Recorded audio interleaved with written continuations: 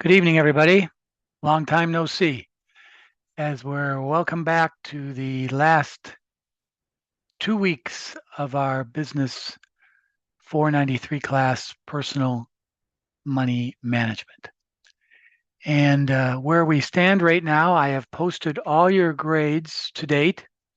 I urge all of you to sometime in the next day or so, make sure you see your grade average coming into the last uh, paper due next week. We'll talk about that this evening. That's the one grade left on the course, and all the grades have been posted through assignment number 3, and you all did a very fine job on assignment number 3. Please check your grade because a couple of our students have some holes. In other words, some assignments that they did not complete, or if they did complete them, I did not receive them. So make sure you understand where you stand heading into the last grade of the course. And if there's any issues, if I miss something or you miss something, be sure to let me know so we can get you the grade that you're entitled to for this fall 2 session. And just to refresh your memory, because it's been a couple weeks since I've seen you, this is the personal money management class. We talk about personal finance. We've talked about stocks. We've talked about bonds. We've talked about banking. We've talked about borrowing. And in these last couple of weeks, we're going to be talking about financial planning and retirement. And next week, the fun class, taxation.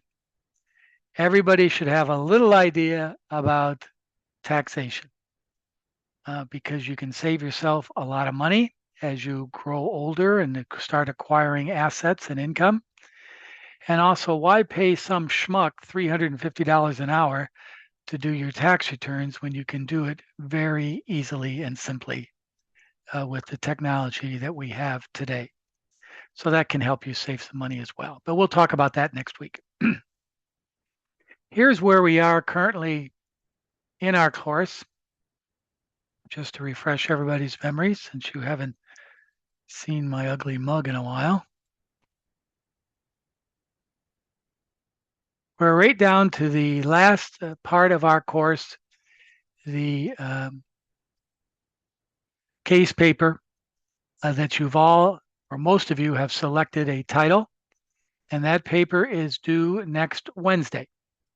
Now, if you need extensions on that or need some extra days to complete that case paper, just let me know, and that's not a problem. I would really like to have all our grades posted by Saturday, December 13th, if at all possible.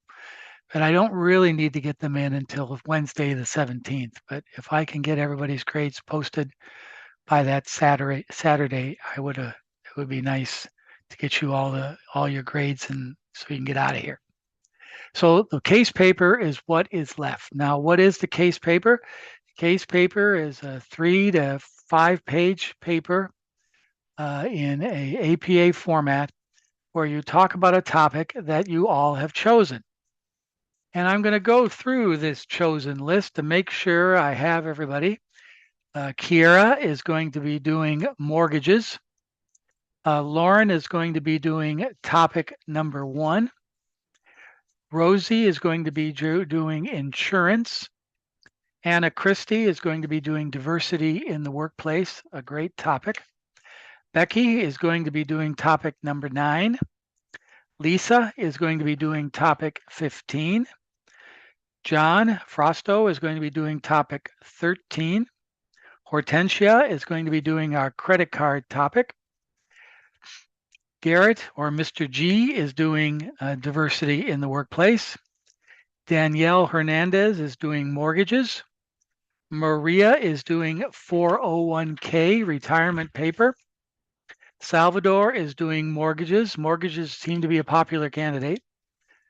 Toya is doing topic 15. Dominique is doing topic 11. Miranda Ramirez is doing topic 1. Valerie is doing mortgages. Jacqueline is doing topic 7. Gabrielle is doing topic 2. Mr. Warhop, I have no topic for you. Alondra Young, I have topic 11. And Cassandra, I have topic 12. So what you need to do is if you can go into our assignments area.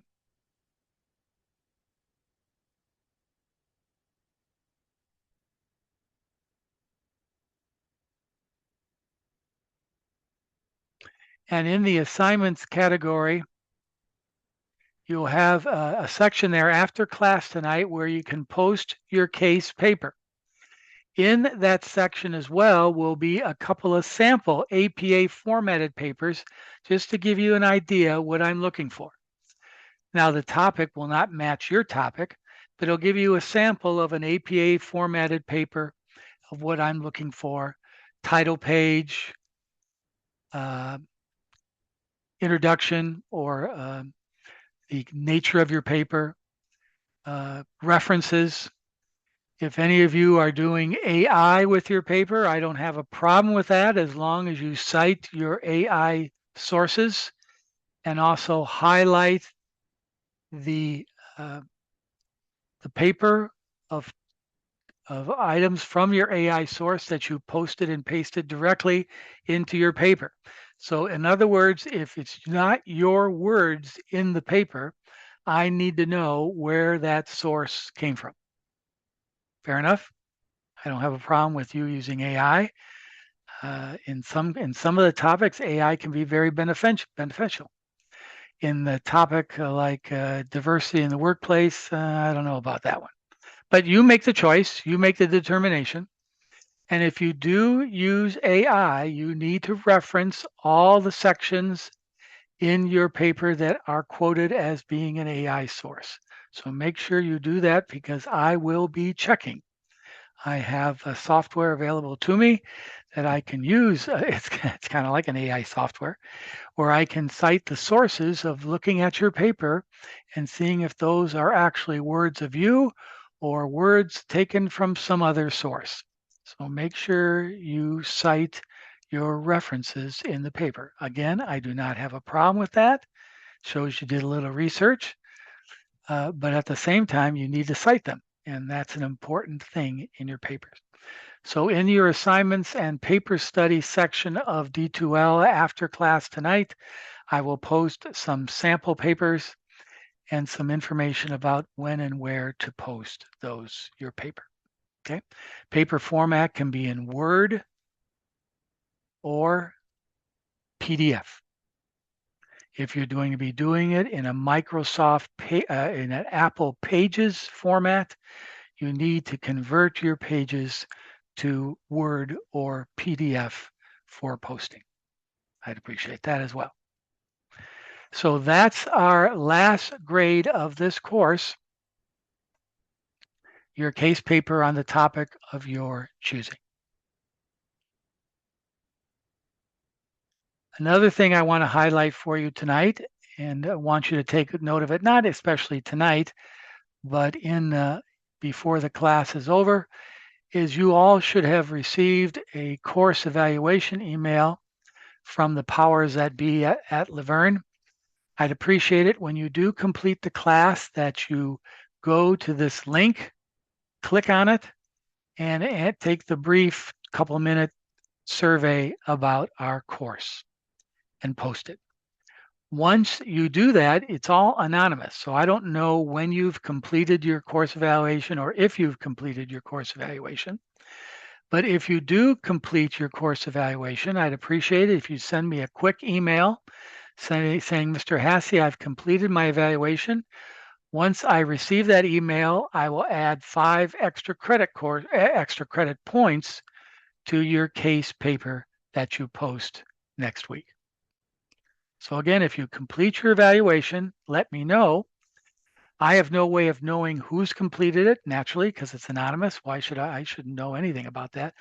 The only thing I know about is I'll get the report about a month after school class ends. But this helps the university. It helps me in properly presenting the course and making sure we've satisfied your requirements that you've personally had for the course. And if we did not, like to know about it. If we did, like to know about it. So again, if you complete your course evaluation, you will get 5 extra credit points added to your case paper. If you do not let me know, even though you've completed it, then I won't know to give you the 5 extra credit points. So again, this is in week 7. This little link called course evaluations. You click on that, click on this, and you're up and running to answer some questions about our course. This link will also be in our last week 8 file folder as well. But you can begin to do that. I urge you not to do that right away.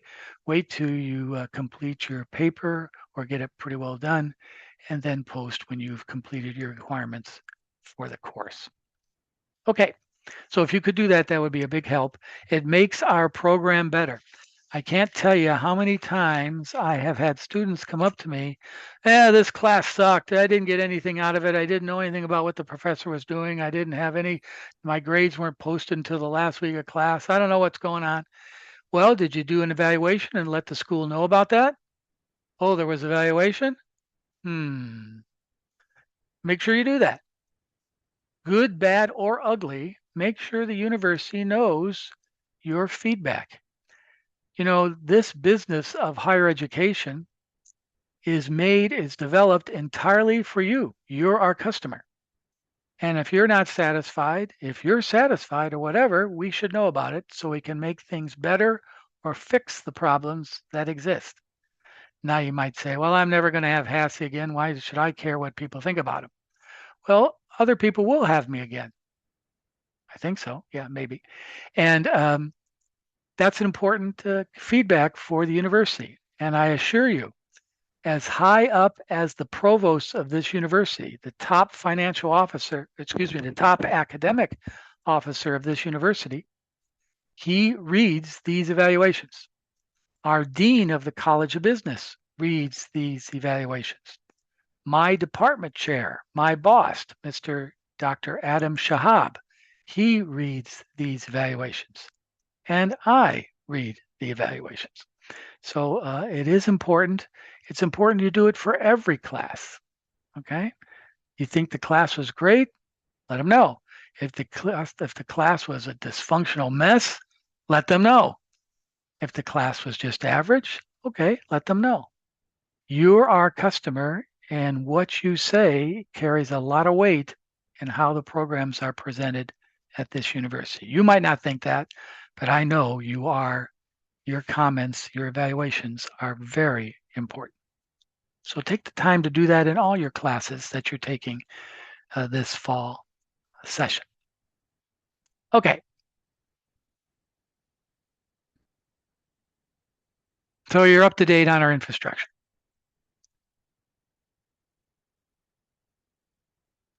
Talking about a couple of topics tonight. Financial planning, retirement planning, where you're headed to in the future. We've covered in this class, and probably not as much as we wanted to cover because it's only a 2-credit course. But you've learned about banking and borrowing of money. You've learned about stocks. You've learned about investments. You've learned about basic financial disciplines. Well, now how to put that all together and put it into a format that you can plan something, a budget, a retirement plan, a plan to get, I know a lot of you are interested in mortgages in your paper topics. Some of you probably want to buy a house someday or invest in real estate. Understanding mortgages and understanding how that all works is part of your financial planning. Retirement. A major portion of our retirement, like it or not, is the real estate or home that you own when you retire. You can talk to your parents about this. A lot of us in Southern California, when we retire, our major asset is the real estate or the home that we own.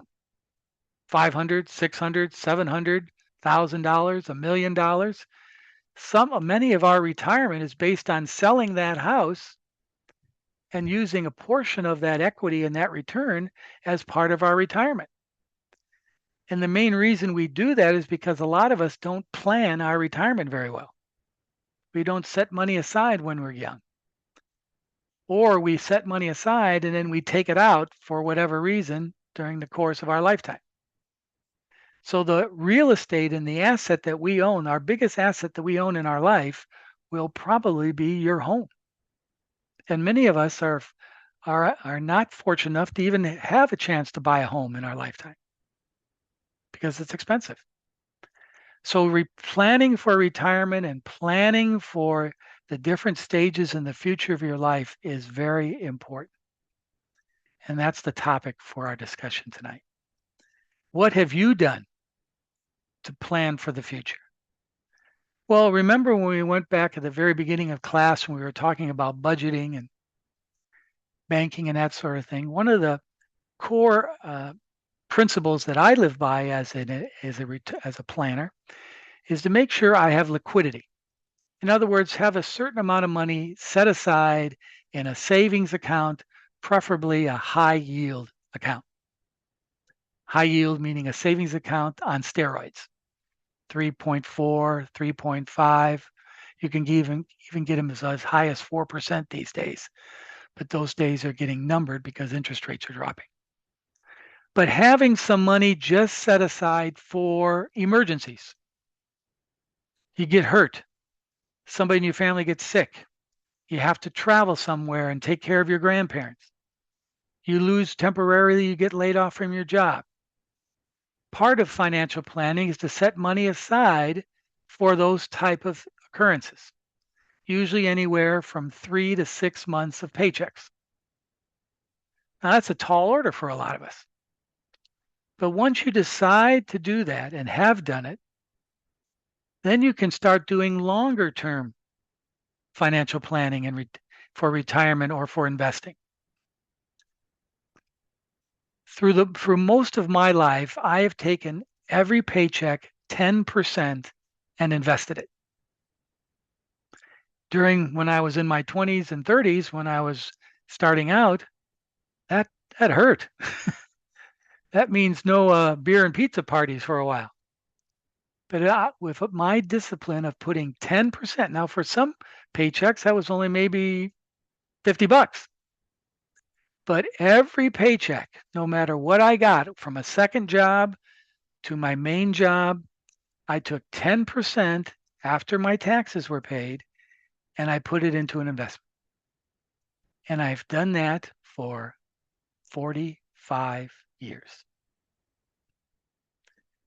Not to say that I'm the Wolf of Wall Street, but by doing that over 45 years, I have a 7-figure investment portfolio for retirement. That's a nice feeling to have. That's a nice feeling. In fact, with my Social Security and my wife's Social Security, when that time comes, that and the interest earned off that retirement portfolio will be enough that we can live on. And the principal is still there, not being touched. Now, if something happens, we get major illnesses, or our family needs the money, we have it. But by being a pain in the neck for 45 years to my wife and to my financial planning, by putting 10% of my pay, every pay, I don't have to worry about money now. And that's a nice feeling. And I haven't made that much money in my life, not compared to a lot of other people. So even if you're 30, 35, 40 years of age and you have not done this yet, start now. Start now. That's the best retirement advice I can give you. Where you put it, there's so many options, it's nuts. But a lot of you had some great ideas in your assignment 3 work when you told me if you had $1,000 today, where you would put it. Many of you had the exact same idea that I have. Index funds, IRAs, very common sense investment. Not too many of you said crypto. Not too many of you said some extravagant options or commodities. You were all pretty conservative, and that's great. Now, if you start making a lot of money and you can be a little bit more aggressive, then you might want to think about those things. But all of you had pretty much the same idea, and that was very comforting to me. You all pretty well had your head screwed on right to start planning for the future. And so that's the most important thing you can do ASAP. Just take, if it can't be 10%, put 5%. Or if you get a second job, all the money from that second job goes into investments. Think of some disciplined pattern and stand by it. Month in, month out, year in, and year out. Do that. That's the perfect retirement plan. Well, what happens if one quarter my investments go down? They always go down. It's a cycle. But over 20, 30, 40 years, you'll be way ahead of the game. Trust me on that one. Money works better alone. Don't think you can you're an investment guru by buying and selling, day trading stocks. In the long run, you're going to lose. Let the money work for you on its own. Let the professionals, let the managers. That's why they get paid the big bucks to do that. Just this year, in January 2nd, I put $1,000 in a Standard & Poor's 500 VTI ETF. VTI is a Vanguard S&P 500 index stock fund that all it does is invest as the S&P 500 invests. So I don't have to do anything. I put it in on January 2nd. As of the close of the market today, I'm up 19% this year. 19%. That's $1,190. And I didn't do a damn thing.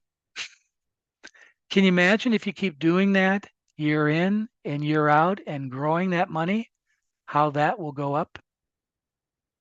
Yes, you're going to have down periods, but the inflation rate for this year is 3% approximately. I'm 16% ahead of inflation.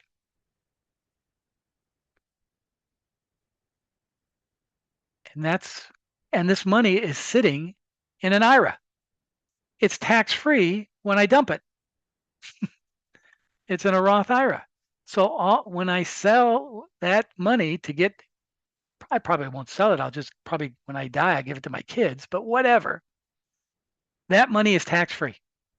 I don't have to pay tax. So if I cash mine out today, I would not have to pay tax on that $190 capital gain I've received this year. It's tax-free. Now that's retirement planning. You're growing way ahead of inflation, and at the same time, you take it out and you don't have to pay the government anything. That's what you all should be thinking. Stay ahead of the tax man and stay ahead of the inflation rate. You do that, you're well ahead of the game. You're well ahead of a lot of people in the investment market game. So think about that as you go forward after this class. And one of the nice things that this class offers you is that if down the road, after this class is over, if any of you have questions or concerns about personal money management, you can get a hold of me. Be happy to help you. And I won't charge you. It's free to point you in the right direction and get advice. So that's a nice service that we offer here at Laverne. So we're thinking about retirement planning, but before we think about planning for the future, let's make sure, and excuse the expression, ladies, let's make sure our asses are covered now. And what do I mean by that? Insurance. Do you have proper insurance to cover the risk of your life now? That's huge. Now, being a resident of the state of California, you have to have car insurance. That covers the risk of some knucklehead sideswiping you who doesn't have insurance. That covers you from protecting yourself, both medical and damages to your automobile. And that offers you the ability to protect yourself.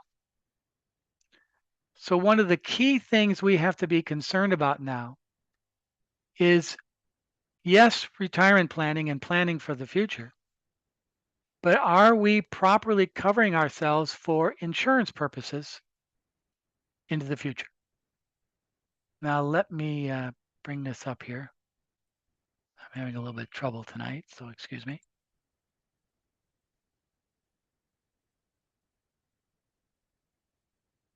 You hear my kitty? I'm talking about retirement planning and she gets all nervous.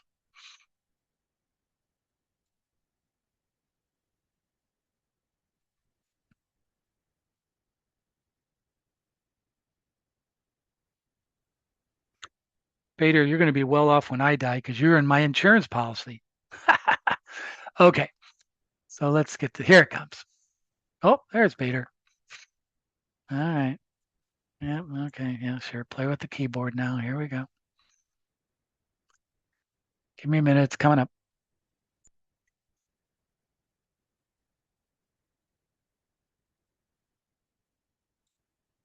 So as I was saying, are you covered? Now, I'm not saying go out and buy every friggin' insurance policy in the world. No way. That's a ripoff. But take an advantage of your situation, both family, personal, health, assets that you own, and make sure that you're covered. And make sure that the risk of your life is covered because let's say you have a lot of, let's say you start saving money for retirement. And then all of a sudden, you get to say you have a disability health issue. Or what happens if your car gets sideswiped and it gets totaled and your insurance doesn't cover it all? Well, then you're going to have to dip into savings to cover that risk. And you don't want to do that. So you want to make sure that you have proper insurance coverage. Now, trust me on this. I am not an insurance agent, and insurance is like lawyers to me. It's money down the drain. I apologize for saying that if I offended anybody, but you still got to have it. You got to lawyer up for a variety of reasons in certain situations, and also you got to have insurance. But make sure you're smart about it. Don't get in over your head. And so here's a little spreadsheet in our week about insurance coverage that talks about different insurance policies that you should take a look at. You don't need to get them, but make sure you're aware of them and you need them. Property insurance. I'm sure if some of you own apartments or have apartments, your landlord requires you to have personal property insurance. If you have a home and a mortgage, in order to qualify for a mortgage, you have to have property coverage on your home.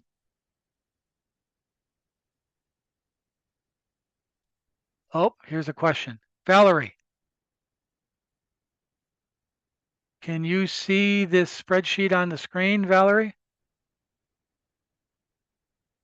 Yes or no? I can't see it. Okay, thank you for letting me know. I'm going to change that right now. Hang on.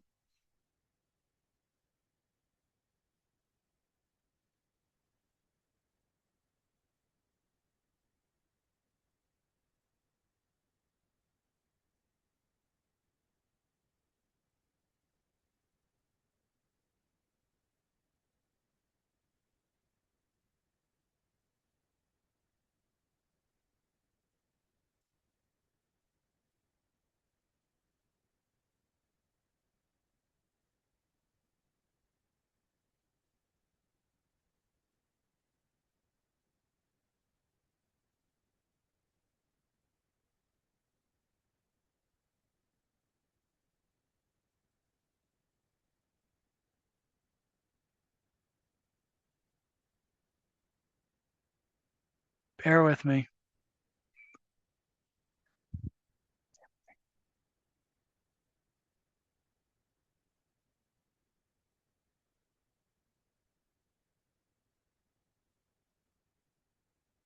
There you go. Oh, this should do it. See it now, Valerie?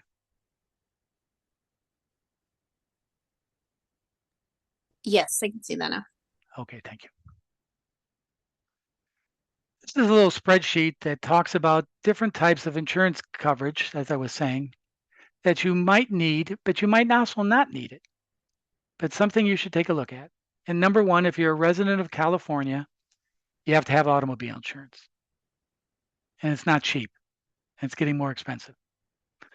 Whenever you're thinking about buying a new automobile or getting a new car, before you do anything else, contact somebody and ask about what the insurance is going to be on that sucker. It might change your mind about getting that automobile.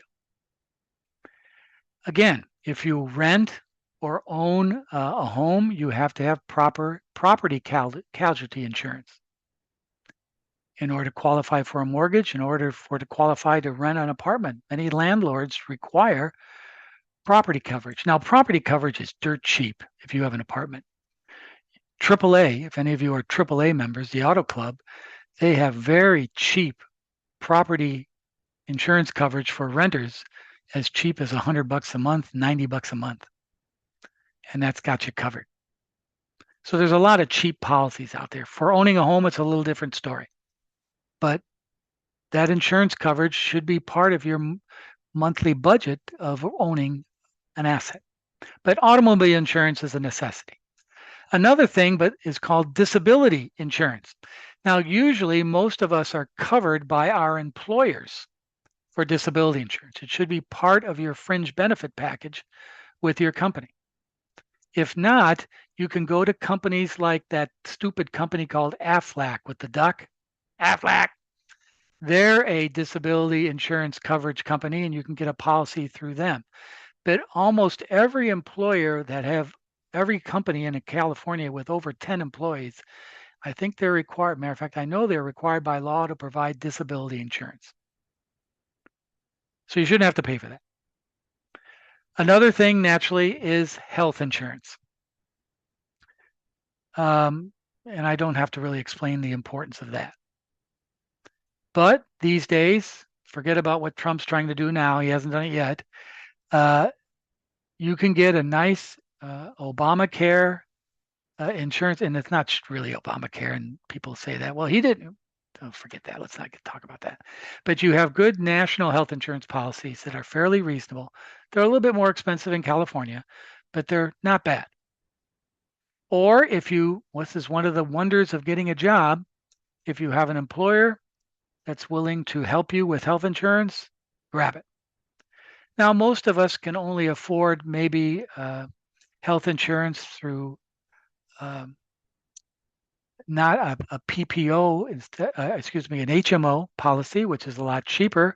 An HMO insurance policy means they tell you where to go. You cannot pick or choose your doctor. For a little bit more expense, you can get a PPO, which is called a preferred provider.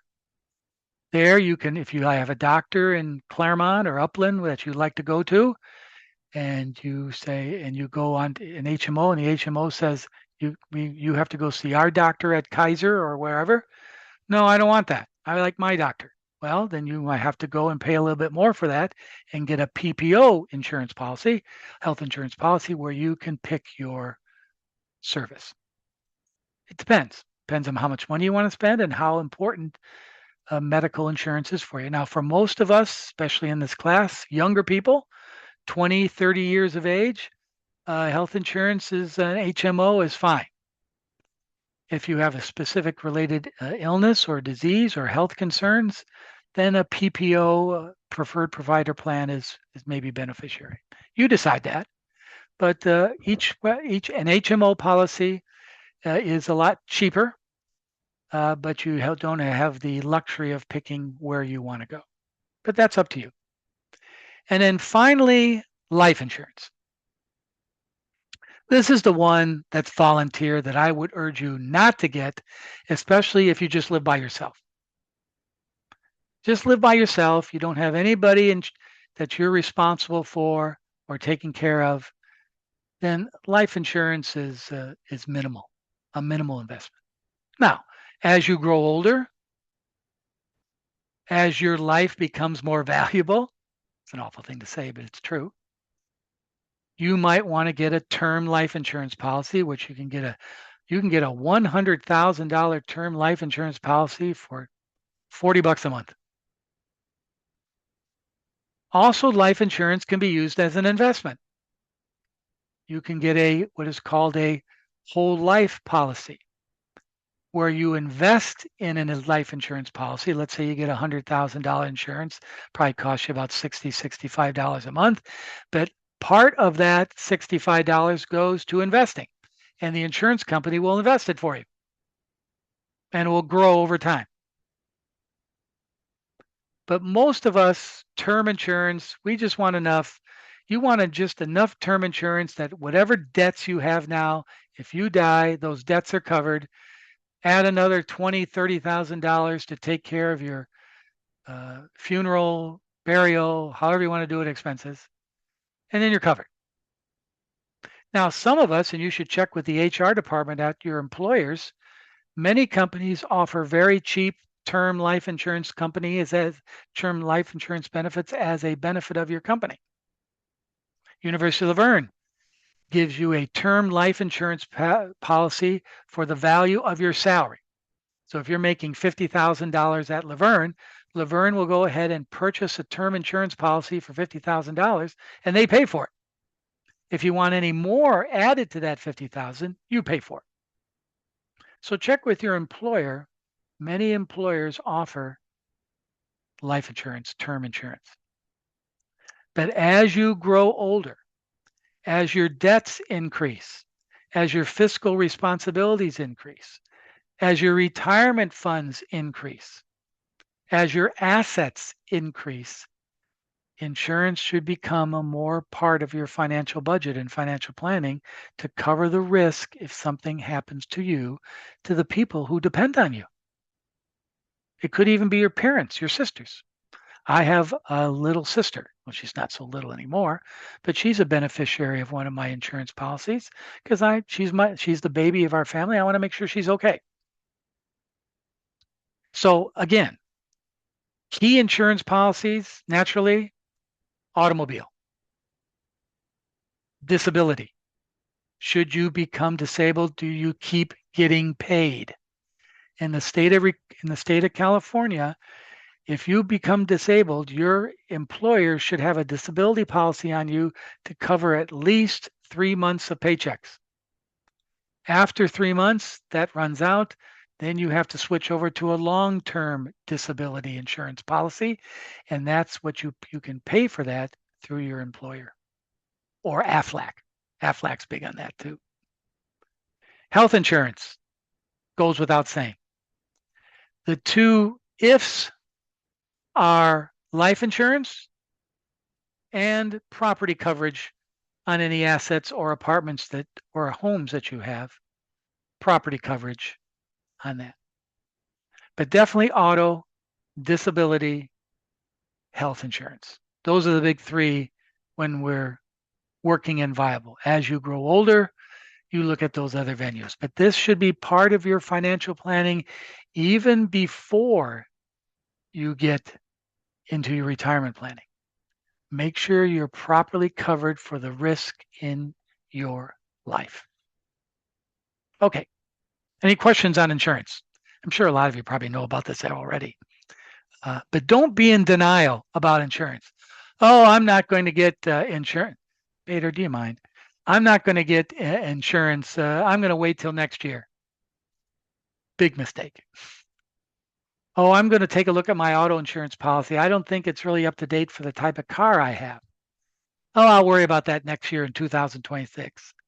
Then you get sideswiped by somebody over Christmas and look where you stand. So make sure you don't be in denial about insurance. Be realistic, but don't be in denial because anything can happen, especially in Southern California. We live in a high risk environment, auto travel, the dangers of living here in society. And that's an awful thing to say, but it's true. You got to be covered. And those are the key areas of financial planning that you need to be concerned about. Okay, that's that. Let's go to the next topic.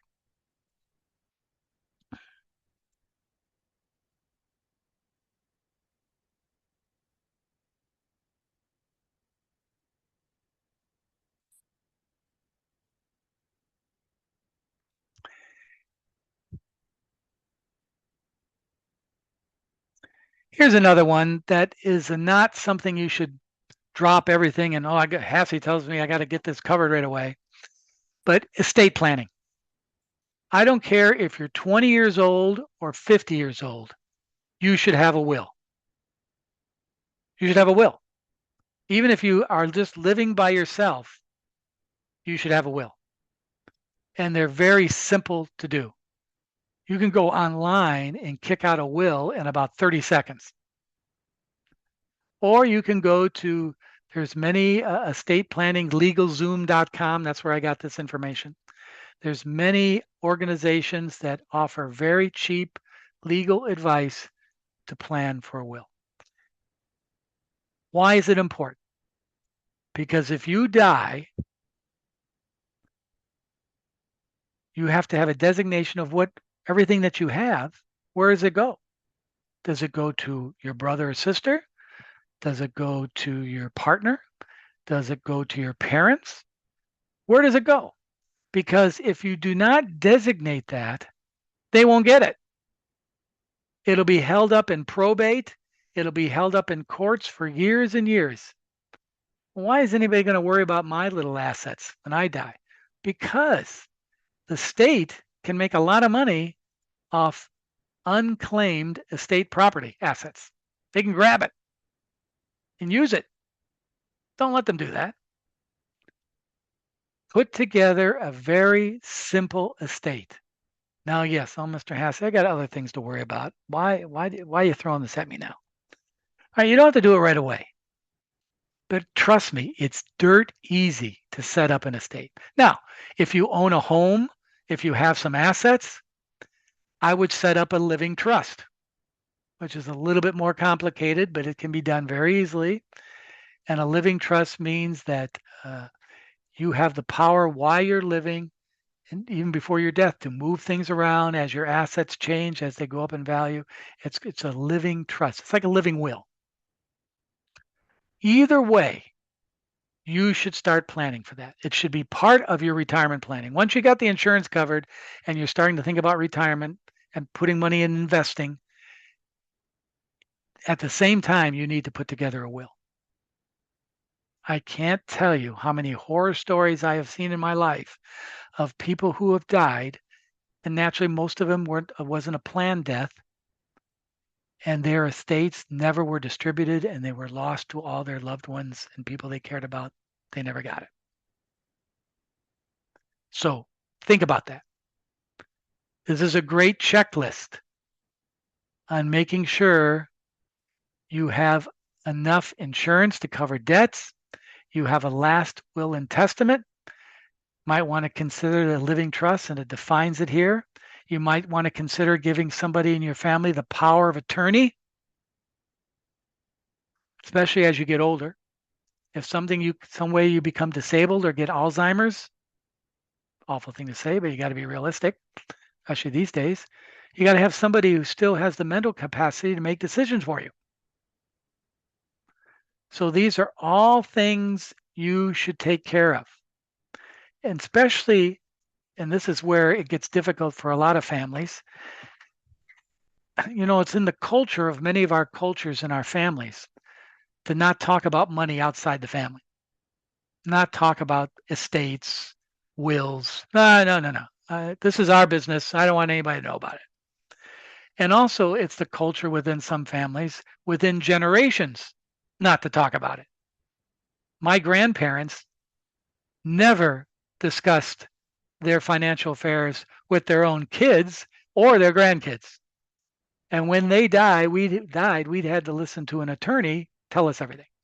Now, they planned it correctly, but still, it was their generation. They grew up in the early 1900s.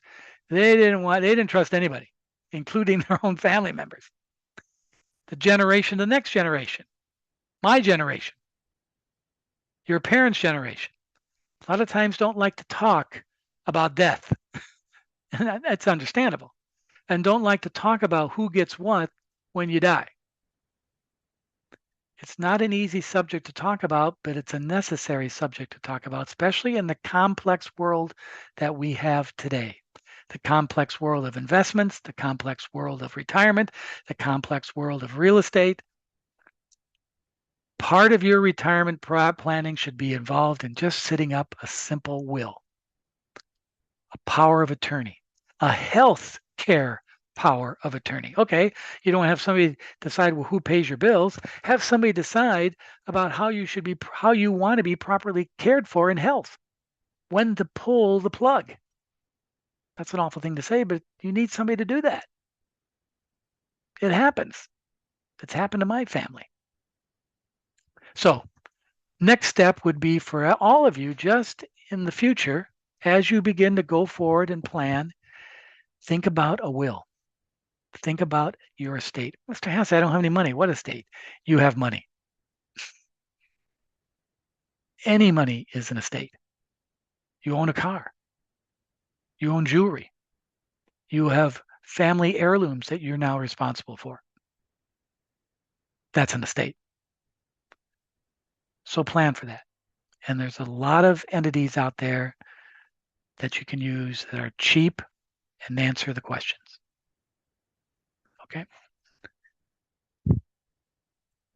Boy, we're covering all the basics tonight. It's kind of depressing if you ask me.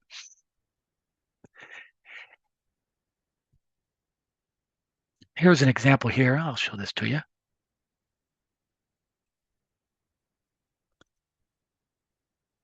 Of creating a living will. Fill this out, get it notarized, you're covered. It's that simple. So there's all type, this is called the Law Depot. It takes 5 minutes to declare a healthcare directive of what something happens to you, you're covered in case of you're disabled. If any of you are thinking about getting married or living with somebody, you gotta do this. You gotta. So this is something you should investigate. And again, I offer my services or any services at Laverne. And in the future, it's like, geez, maybe next year sometime you say, I'm going to take Hassie up on that offer. I got to start doing this stuff. I'm going to start putting together a retirement plan. I'm going to start putting together a health and insurance plan. I'm going to start putting together a will or an estate. I think I'll go talk to Hassie. No problem. So there's a lot of material here that you can use that will be available to you. But again, it's that simple. 5 minutes and you can create a power of an attorney and a living healthcare directive will, medical power of attorney. It's that simple. And these forms are just so easy to fill out. You're going to kick yourself in the butt if you don't do this and something happens. It's not the easiest subject to talk about, but don't be in denial about it. Okay. And then finally, your last line of protecting yourself and your family in the future is retirement. Again, it's taking money out of your pocket and putting it into the future, what the future is unknown. But here's a great video that I recorded off TED Talks. I'm a big TED Talk guy. I don't know if any of you guys are. About the four phases of retirement. Yes, Becky, you're only what, 25 years old, 30 years old, Becky? I'm going to get in trouble if I start guessing ages, so I apologize. I'm 21. 21, see, look at that. I'm in trouble already. Becky's 21. The last thing on her mind is retirement. That's in 50 years. 2075. Really, Mr. Hassey, you want me to think about 2075 now? I just got to make sure I got enough gas in my tank. It comes up quickly. Let's take a look at this video. It's kind of interesting.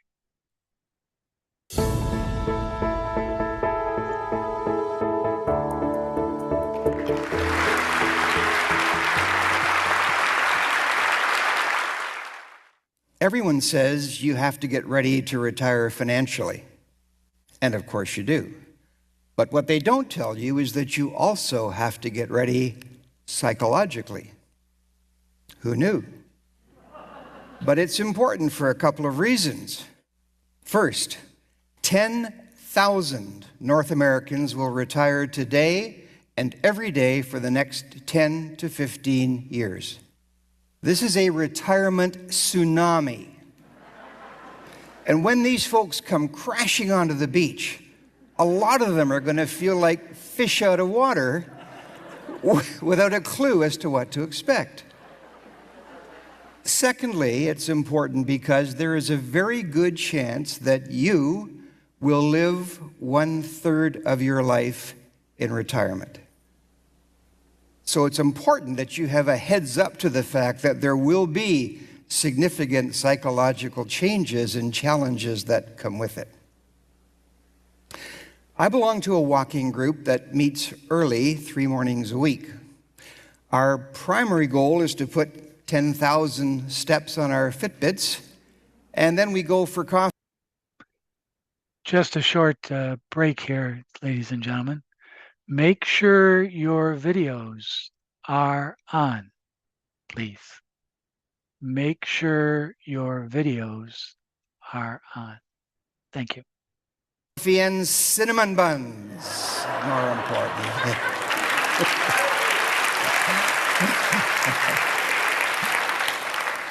So as we walk, we've got in the habit of choosing a topic for discussion. And one day the topic was, how do you squeeze all the juice out of retirement? How's that for 7 o'clock in the morning? So we walk and we talk, and the next day we go on to the next topic, but the question stayed with me because I was really having some challenges with retirement. I was busy enough, but I really didn't feel that I was doing very much that was significant or important. I was really struggling. I thought I had a pretty good idea of what success looked like in a working career, but when it came to retirement, it was fuzzier for me.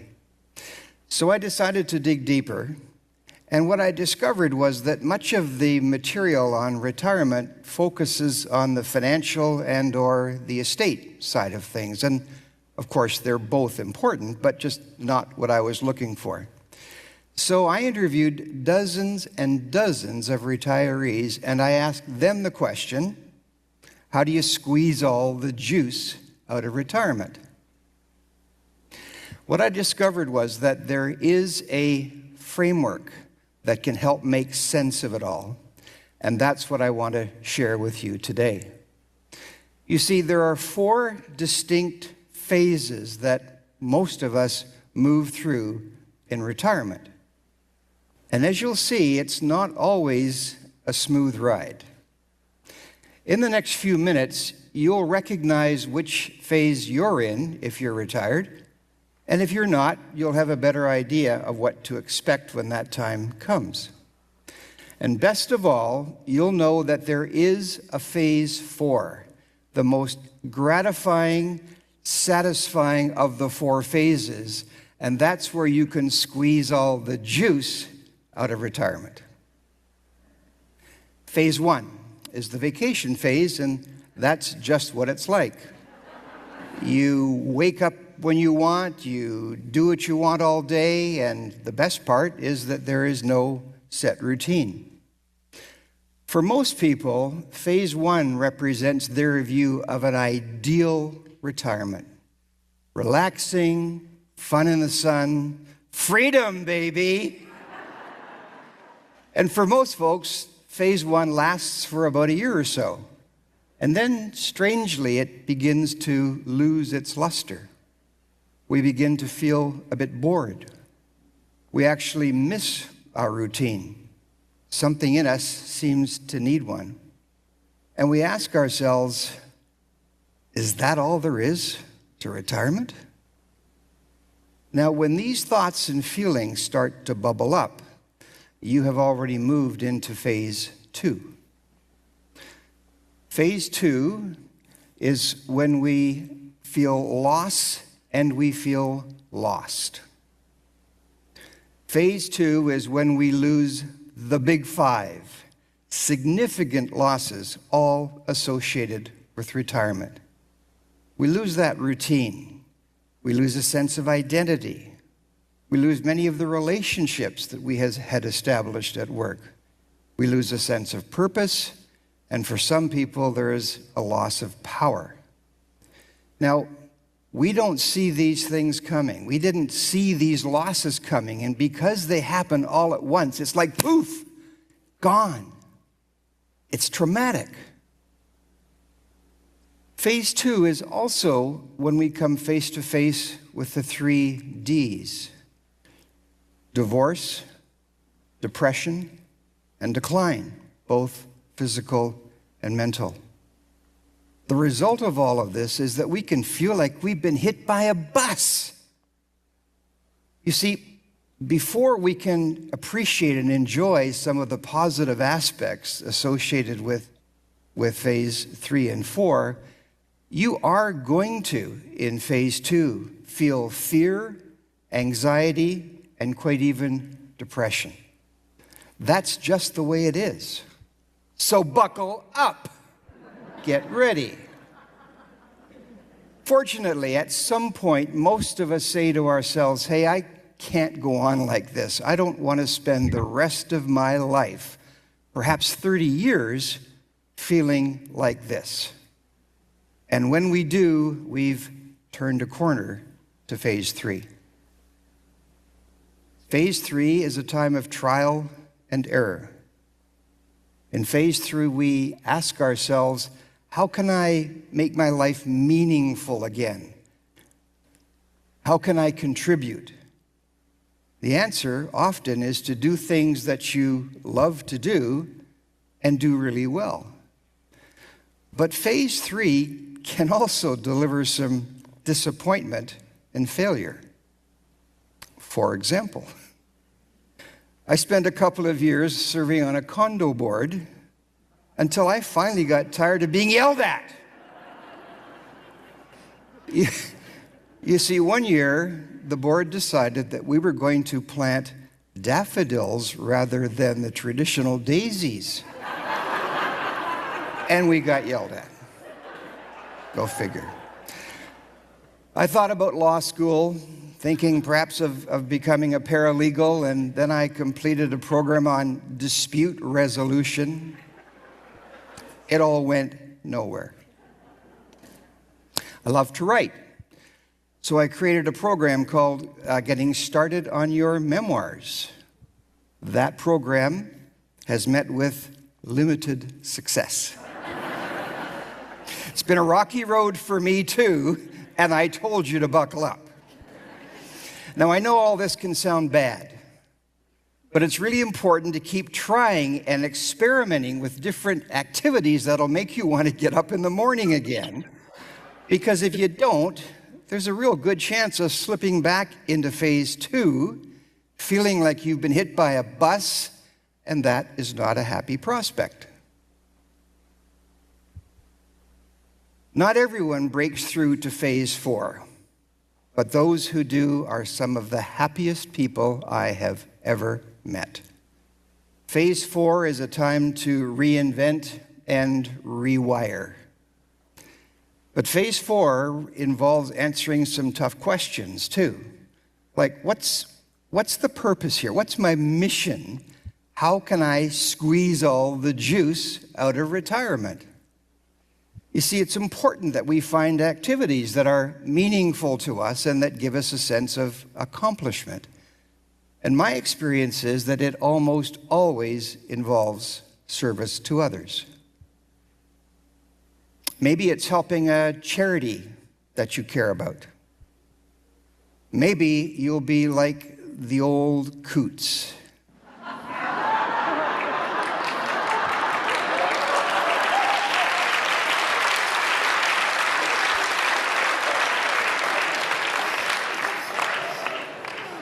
Yeah, these folks took a booth in the local farmers market and were prepared to give their advice based on their vast years of experience to anyone who came by.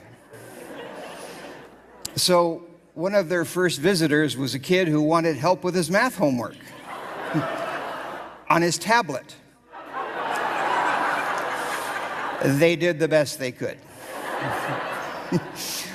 Or maybe you'll be like my friend Bill.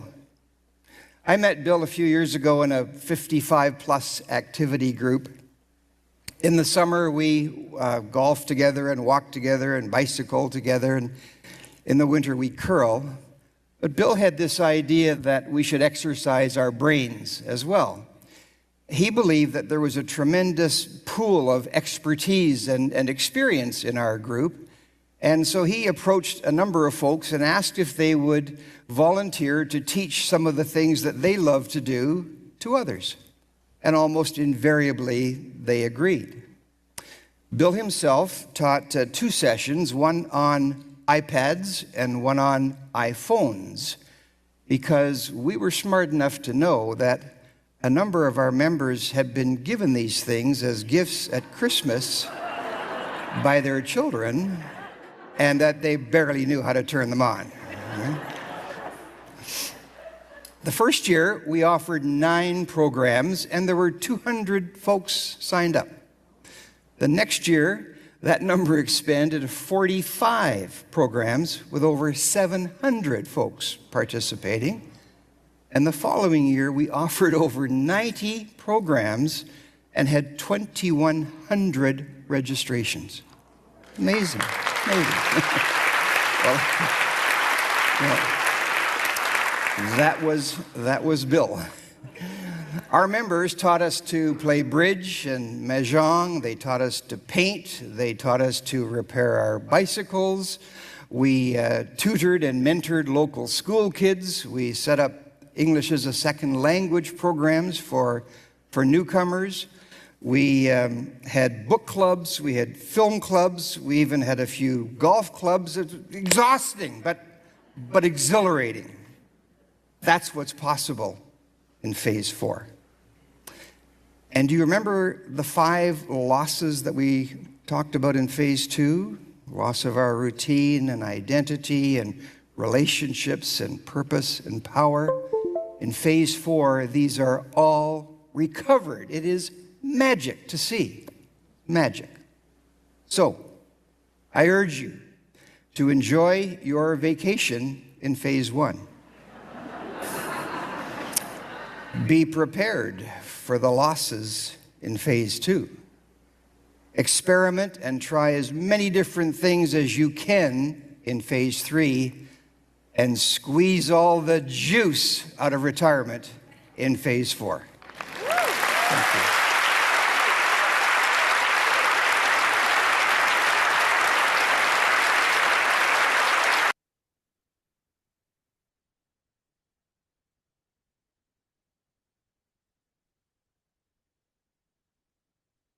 Okay, I know a lot of you are quite a bit away from retirement, but as our topic is tonight, now is beginning to plan for that retirement and get ready for it.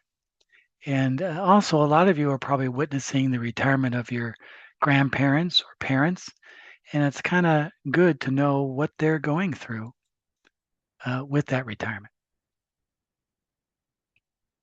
Okay.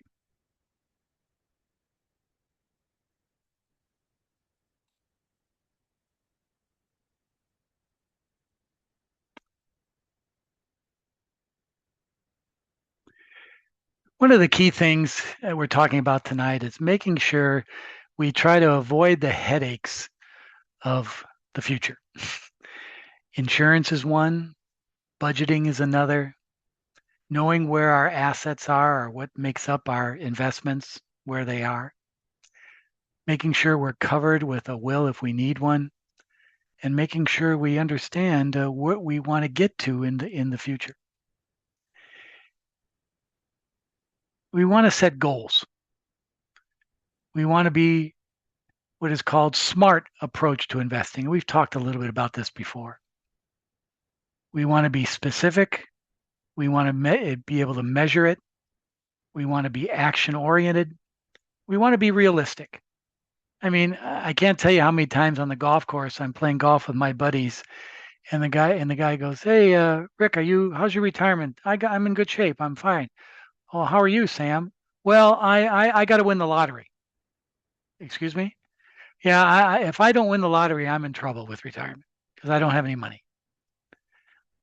That's not being realistic. Thinking you're going to win the lottery is not being realistic. And also, it's, as we've talked about tonight, it's time based. You can start planning for retirement any day, but the earlier you plan for it, the better and the easier it is. Being able to review and decide your goals is important. Insurance and the risk in your life. The concept of where you want your money to be and how liquid is it. Remember, we talked earlier tonight about before we really start putting money into investments and doing that planning is make sure we have some liquidity, some money set aside in case for everyday expenses, in case we need those. The 3 or 6 months of paychecks set aside. Once we have that, then we can go a little bit longer term in our financial planning process.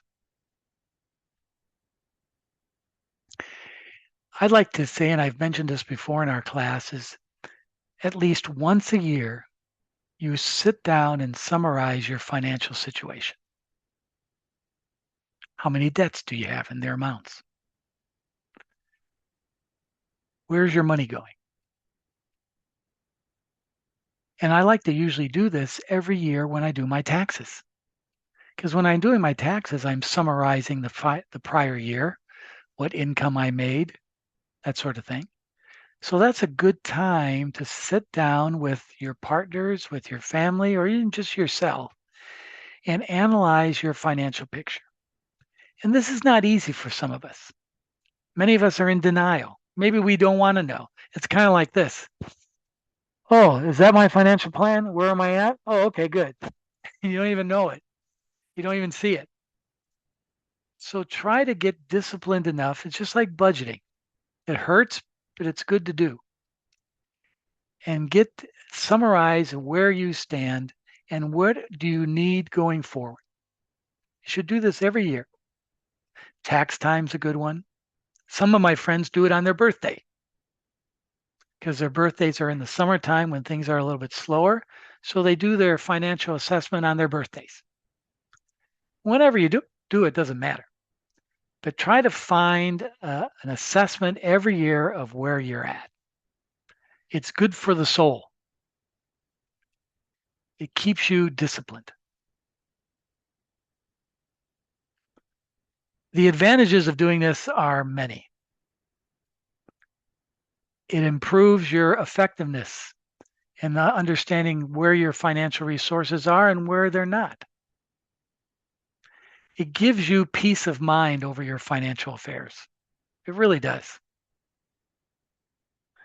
There's nothing worse, and I've gone through these stages in my life as well, is to get up in the morning and really have no clue where your money is or how much money you have.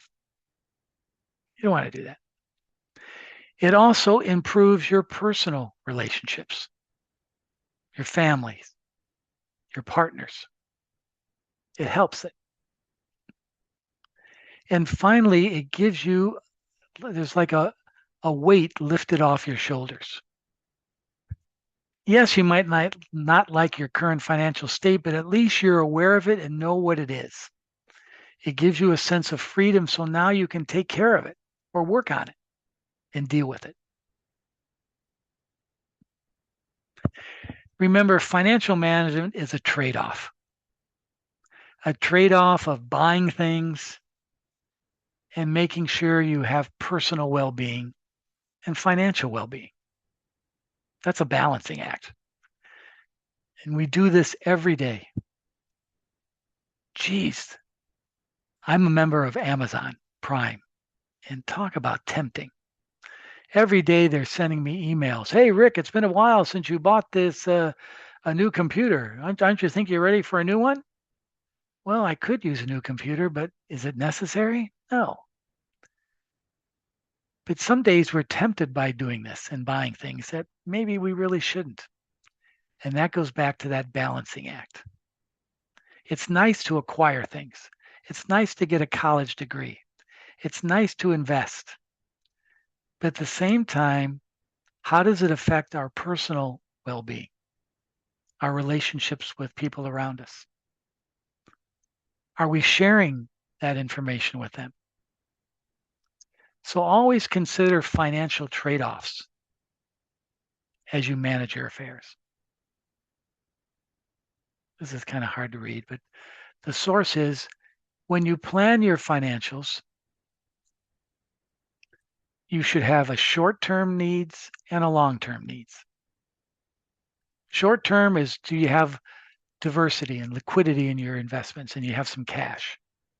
Short-term needs is, you know, your bills are paid, or you have a budget plan for this next year and you can meet all your expenses. Short-term is, you have insurance policies and you're up to date on taking care of your risk in your life. Then it goes to long-term. Are you beginning to invest in retirement? Are you beginning to put money aside for your kids? Are you making sure those long-term debts that you have are being paid off? Mortgages, consumer debts. Set your priorities when you analyze your financial situation, and where are they? Short-term, within the next year, and long-term.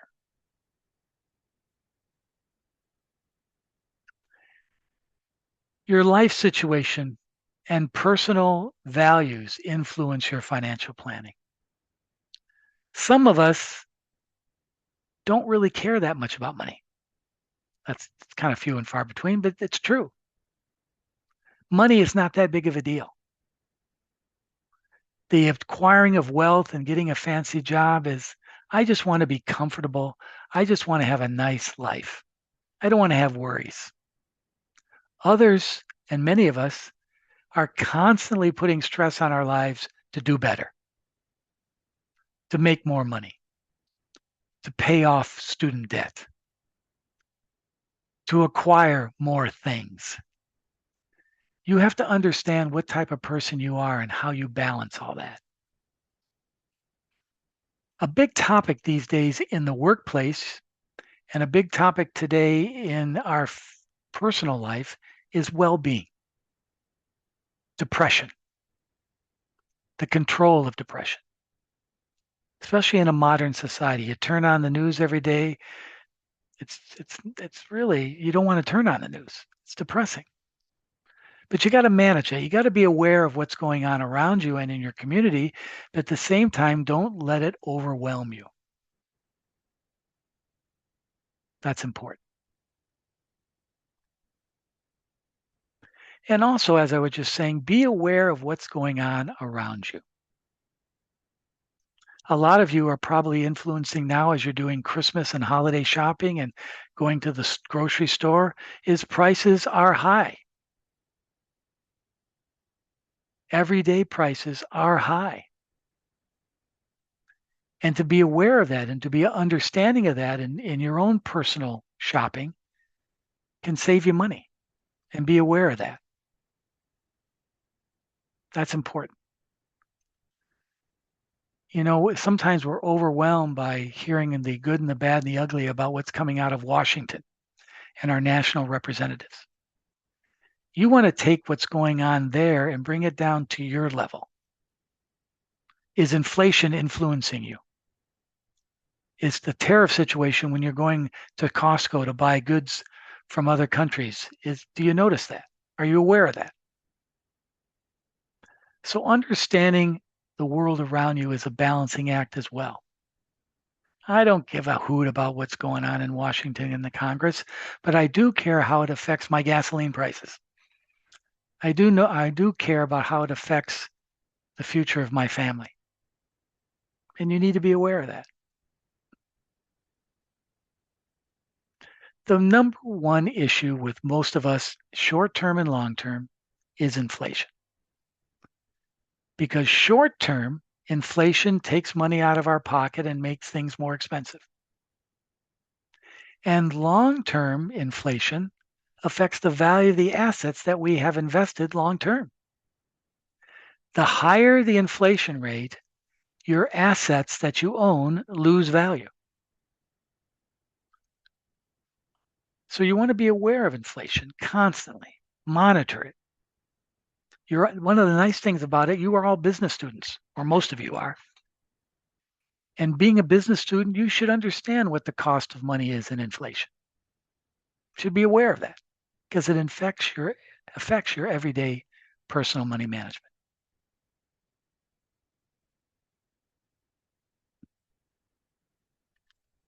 Interest rates. Interest rates are good and bad. Where interest rates are good is when you have money invested. One of the questions you answered on assignment 3 was about coupons on bond payments. Well, also, if you own a bond, the coupons or the interest rate you're getting from those bonds is a form of investment. So one of the things you need to worry about is interest can be a good thing on money you have invested, but interest rate can also be a bad thing because it's the cost of money that you're using. Credit cards. And so you want to make sure you understand where interest is playing a part in your financial affairs. So as I was saying earlier, and this has been one of the themes of our course, is make sure you have some type of plan or you're beginning to think about short-term and long-term goals. Forget about intermediate. That's what I would consider intermediate as long-term. But where do you want to get to? Doesn't mean you're going to get to right away.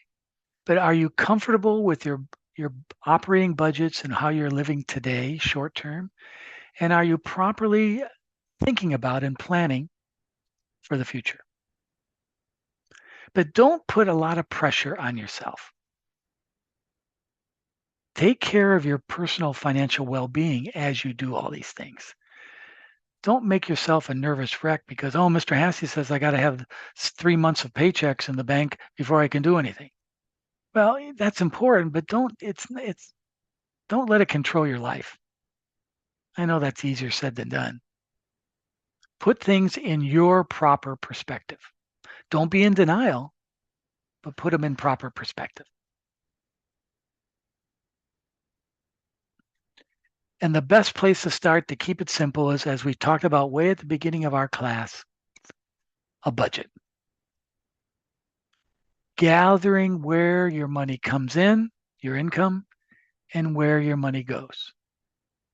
And can you plan for that accordingly? That's huge.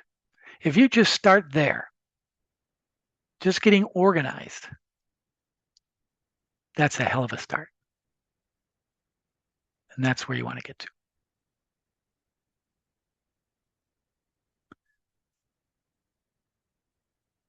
Your spending. And I like this slide. It's a little bit hokey, but it's the 10 commandments of personal finance. Family protection, asset protection, paying off your debt, retirement planning, spend smarter and save more, set out goals, create a budget. All these things are a priority. It doesn't mean you have to do them today. Doesn't mean you have to get them done next month or next year. But these should be part of your personal money management discipline and financial planning. Strive to be consistent in all these 10 commandments. If you are, life will be a lot easier and easier to manage. And that's important. Okay. Boy, we covered a lot tonight.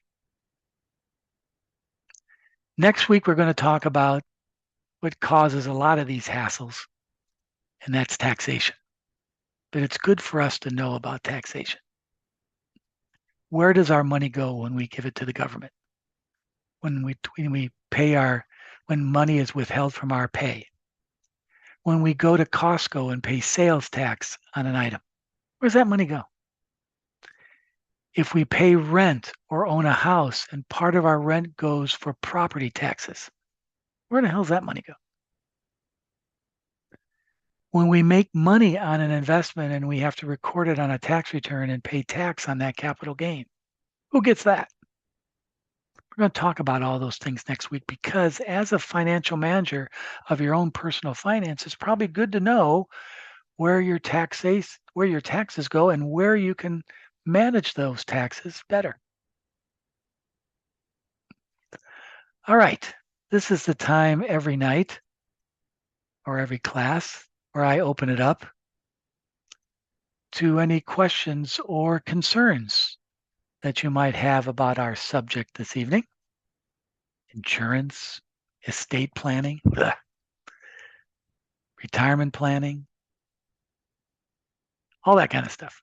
Does anybody have any questions or anybody want to share anything Yeah, with I me? have a question. So, it's currently Hold it, not time as out. much Is of, this Toya? yeah. How's everything at the beach? It's fine. It's perfect, actually. It's All not right, very Toya. cold. All right, Toya, go ahead. No. I was gonna ask, it's not as much of a concern for me because I presently have insurance, but I'm 23, so I think by the time I'm 25, I can no longer like be under my mom's. Yes. Um, like how would I choose what's the right insurance for me personally? I have like quite a few, I have quite like a few health problems that would require me to see a doctor regularly, even like multiple specialists. For example, an allergist and like I have to do allergy shots and all that. So, Okay. uh, to like start thinking about that, ensuring that I can create like enough financial stability that I'm able to afford insurance and then even investment and retirement things, like what would I look for? Sure. Great questions. Toya, are you currently working? Yeah, I have, okay, sort of. I'm working on campus currently with the work study and I'm applying to like multiple positions and I'm in talks for like an internship. So the Cool. finances are like kind of And iffy. when will you be graduating? I think it's kind of up in the air. Maybe I don't like to hear that. Up in the air? 27. You don't? Oh, No. It's because I transferred in, and so I have a lot of credits that's already like applied to my okay. degree. So my advisor, who I met with today, actually said that I could possibly graduate early. The latest I would think would be like maybe spring of 27. Okay. And I'm not rushing you to graduation. I'm Mm. just thinking because that kind of ties into your planning. Because when you graduate, you're probably going to look for a job, right?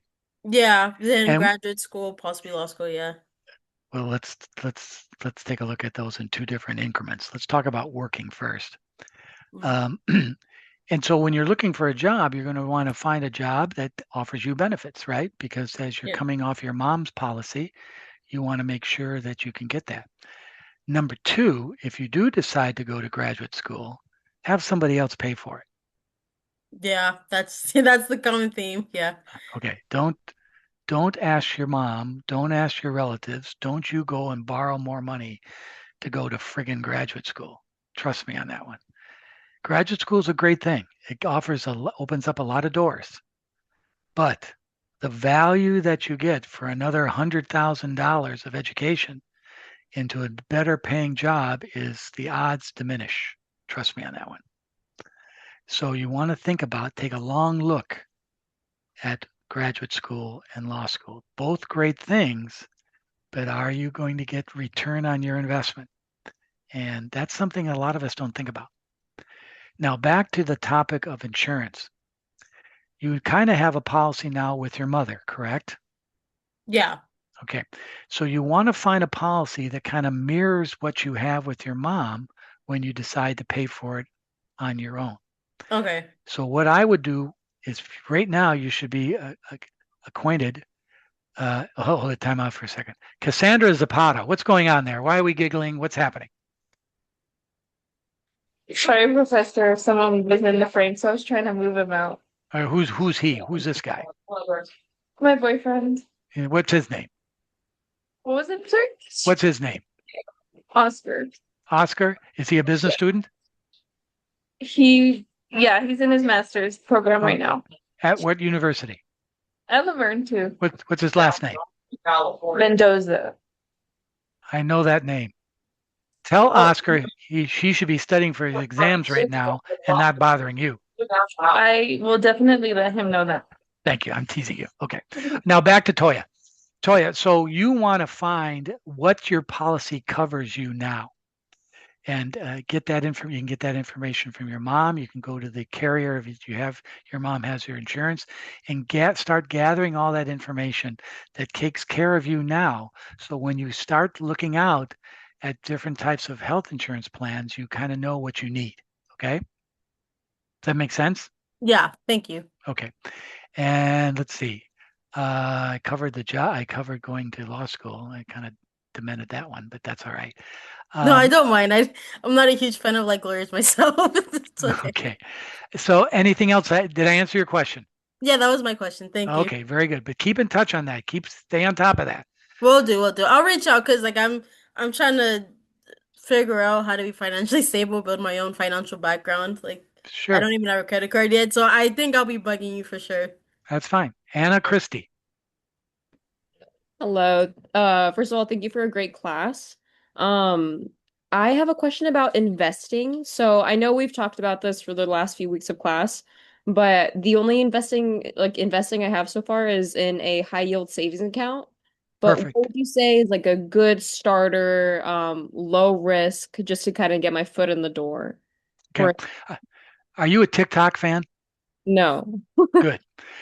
Because if anybody goes to TikTok, almost every friggin' thing on TikTok these days is this. I have 5 investments that you must do now. Or I have 2 investments that you must do now. And here's these idiots who think they know they're the Wolf of Wall Street and they telling you where to put your money. Don't listen to that. What you should do is, first of all, your risk is covered by having in the high yield because that's protected. But if you want to get more aggressive, it depends on, do you want to risk losing the money or not? And let me give you 2 examples, Anna. Just in the last 2 months. In July, that's when I take a look at my investments on a short-term basis. In July, I had some money to invest. Had some mad money, some extra money. And so I decided to take this money and I bought crypto for $1,000. At the same time, I bought $1,000 in a Vanguard, it's called a VTI ETF stock fund that invests and mirrors the S&P 500 index. Okay. The $1,000 in crypto was a crapshoot. I was thinking, crypto's up this year. Let me get in on that bandwagon and see if I can ride this out to make some more money. The S&P 500 VTI investment was a safety net, meaning I knew I was going to make money. I just not going to make that much money, but I knew it was safe. So I chose 2 options. This afternoon, in preparation for this class, I took a look at those 2 investments from July. My crypto is down 22%. My S&P VTI investment is up 12%. So what does that say? Well, Rick, you did a good choice and a bad choice. But that's exactly what you're looking at as far as putting money elsewhere. If you want to take a little bit of gamble, play the crypto game or invest in one stock and think, geez, everybody's talking about this stock, I'm going to invest in it. Or you be conservative in for the long term and you're going to make money. It's just not sexy. And that's what ETF stock funds are all about. They're there to help you. Now, you can balance that risk out by saying, okay, I'm going to invest in a stock fund that invests in European stocks, international stocks. Why is that important? You're a business student. The value of the dollar has dropped over the last few months. And when the value of the dollar drops, foreign investments go up. So you're going to make a little money there. Another thing that has happened in the last couple of months is when crypto goes down, when Trump acts like a total knucklehead, when our government is really out of control and nobody seems to know what's going on, the value of gold goes up. So you might want to think about buying into a gold fund. and getting a gold ETF. See what I mean here? So you have risk crypto, you have conservative S&P index funds, you have gold, you have international funds, all different vehicles that you can invest in to spread that risk around. But you do whatever feels comfortable for you. If you feel you want to invest in crypto and take a high flyer, go ahead. If you feel like being conservative and you've worked hard to make this money, you don't want to lose it, then invest in a low risk ETF stock fund. So that's up to you. But be sure you ask people like me about what the risks are and what you can do or will do or cannot do in regards to the return on those funds. Fair enough? Sounds good. Thank you. Okay. That it was a ETI, ETF, S&P 500 index fund, right? Yes, yes. Okay. And if you want a list of good funds, send me an email and I'll send you Rick Hassey's TikTok list. Okay. Thank you. Okay. And last question. I saw that the paper is supposed to be 5 pages, but you mentioned 3 pages. Is it Oh, well, it's 3 to 5 pages of actual written work. Okay. But if you include a title page, a resources page, that sort of thing, that can add like 2 or 3 more pages to it. So I'd like to see 3 to 5 pages of actually written work about your topic. And you'll see that when I post these papers later on today. Okay, cool. Thank you Those so much. sample papers. Okay. Anybody have any other questions or comments? Okay. Then again, this is being recorded and it's available to you. But what I also urge all of you to do is as you complete this class and you get the paper done and things quiet down, and I don't know what your course load is going to be next spring, but then when you have time to sit down and take a look at these things and questions prop up, be sure to let me know if you have any questions. Be sure or you don't even have to let me know, but you have somebody in your network that you can rely on to give you transparent, honest, no BS information. And sometimes, you have homeboys or you have friends that think they know everything, and you go to them and they say, "Yeah, what are you, crazy? You should be in crypto right now." 3 months later, when your crypto's gone down a quarter, 25%, you're going, "Hey, thanks for the advice." So you want to make sure that it's nothing wrong with investing in crypto. You just got to understand it's a high risk investment. One of the answers to assignment number 3, and the first question I said, give me examples of a low risk and a high risk investment. Well, Anna's a perfect example of that. A low risk investment is a high yield savings account. That's a low risk investment. You're not going to lose anything there. A high risk investment is crypto. A high risk investment is going to have a meal at Gabriel Solorzano's restaurant. That's a high risk investment because you never know what you're going to get there. Food poisoning, whatever. I'm busting you, Gabriel. Sorry. But the high risk investment where you're not sure of what's going to happen, and that's crypto.